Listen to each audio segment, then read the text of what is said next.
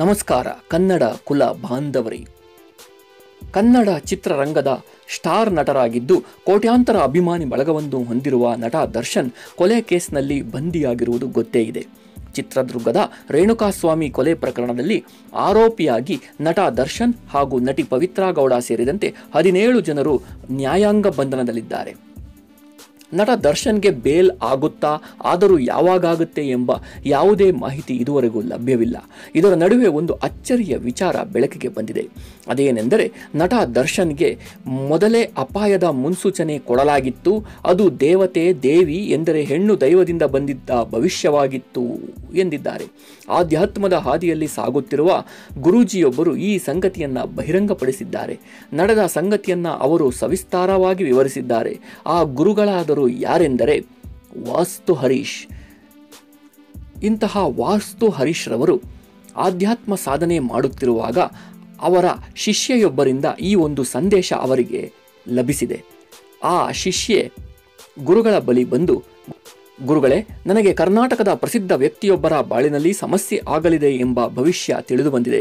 ಅದು ಕನಸೋ ಅಂತರಂಗದ ಮಾತೋ ತಿಳಿಯದು ಗುರುಗಳೇ.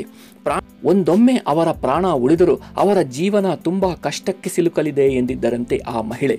ಅದಕ್ಕೆ ವಾಸ್ತು ಹರೀಶ್ ರವರು, ಹೀಗೆ ಒಗಟಾಗಿ ಹೇಳಿದರೆ ಹೇಗಮ್ಮ ತಾಯಿ, ಯಾರೋ ಆ ವ್ಯಕ್ತಿ ಎಲ್ಲಿರುತ್ತಾರೆ ಎಂಬ ಮಾಹಿತಿ ಹೇಳಿದರೆ ಸಾಧ್ಯವಾದರೆ ನಮ್ಮಿಂದ ಆಗಬಹುದಾದ ಏನಾದರೂ ಸಹಾಯ ಮಾಡಬಹುದು ಎಂದರಂತೆ. ಅದಕ್ಕೆ ಆಕೆ, ಆ ವ್ಯಕ್ತಿ ಬೇರೆ ಯಾರೂ ಅಲ್ಲ, ದರ್ಶನ್ ಗುರುಗಳೇ ಎಂದು ಹೇಳಿದ್ದರಂತೆ. ಅದಕ್ಕೆ ಗುರುಗಳು, ಅಲ್ಲಮ್ಮ, ನಟ ದರ್ಶನ್ ಚೆನ್ನಾಗಿಯೇ ಇದ್ದಾರಲ್ಲಮ್ಮ, ಅವರ ಬಳಿ ನಾನು ಹೋಗಿ ಅಥವಾ ಬೇರೆ ಯಾರನ್ನಾದರೂ ಕಳಿಸಿ ಮುಂದೆ ಯಾವತ್ತೋ ನಿಮ್ಮ ಜೀವಕ್ಕೆ ಅಥವಾ ಜೀವನಕ್ಕೆ ಅಪಾಯವಿದೆ, ಬಿ ಕೇರ್ಫುಲ್ ಎಂದು ಹೇಳುವುದಾದರೆ ಹೇಗೆ ಹೇಳಲಿ ಎಂದಿದ್ದರಂತೆ. ಆದರೆ ಆ ಮಹಿಳೆ ಪಟ್ಟು ಬಿಡದೆ, ಇಲ್ಲ ಗುರುಗಳೇ, ನಾನು ಸ್ಪಷ್ಟವಾಗಿ ಹೇಳುತ್ತೇನೆ, ಯಾವುದೋ ಒಂದು ಅಪಾಯದ ಮುನ್ಸೂಚನೆಯನ್ನ ತಾಯಿ ನನಗೆ ನೀಡಿದ್ದಾಳೆ. ನಟ ದರ್ಶನ್ ಪ್ರಾಣಕ್ಕೆ ಅಥವಾ ಜೀವನಕ್ಕೆ ತುಂಬಾ ಗಂಡಾಂತರವಿದೆ, ನಾವೇನಾದರೂ ಸಹಾಯ ಮಾಡಲೇಬೇಕು ಎಂದಿದ್ದರಂತೆ.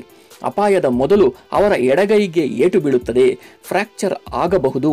ಒಟ್ಟಿನಲ್ಲಿ ಮೊದಲು ಅವರ ಎಡಗೈಗೆ ಖಂಡಿತ ದೊಡ್ಡ ಪ್ರಮಾಣದಲ್ಲಿ ಹೊಡೆತ ಬೀಳುತ್ತದೆ, ಬಳಿಕ ಮಹಾ ಸಮಸ್ಯೆ ಅವರ ಮೇಲೆ ಎರಗುತ್ತದೆ ಎಂದಿದ್ದರಂತೆ. ಇಷ್ಟು ಹೇಳಿದ ಮೇಲೂ ಸುಮ್ಮನಿರಬಾರದು ಎಂದು ಸ್ವತಃ ಗುರುಗಳೇ ನಟ ದರ್ಶನ್ ಅವರನ್ನ ಸಂಪರ್ಕಿಸಿ ಈ ಸಂಗತಿಯನ್ನ ತಿಳಿಸಿದ್ದರಂತೆ. ಆಗ ಗುರುಗಳು ಬಿಡಿಸಿ ಹೇಳದೆ, ನಿಮ್ಮ ಕೈಗೆ ಎಂದು ಹೇಳಲು ನಟ ದರ್ಶನ್, ನನ್ನ ಕೈ ಈಗಾಗಲೇ ಫ್ರ್ಯಾಕ್ಚರ್ ಆಗಿದೆ ಎಂದು ಹೇಳಿದರು. ಅದಕ್ಕೆ ನಾನು, ಈಗ ಆಗಿರುವುದು ನಿಮ್ಮ ಬಲಗೈ, ಮುಂದೆ ಆಗಲಿರುವುದು ನಿಮ್ಮ ಎಡಗೈ. ದರ್ಶನ್ಗೆ ಶಾಕ್ ಆಗಿಬಿಟ್ಟು ಮೌನಕ್ಕೆ ಶರಣಾಗಿದ್ದರು ಎಂದರು.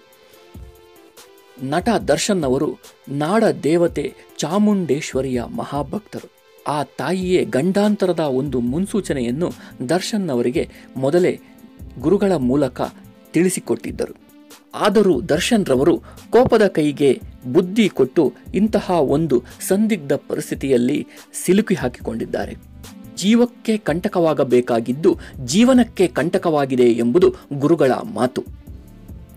ನಮಸ್ಕಾರ.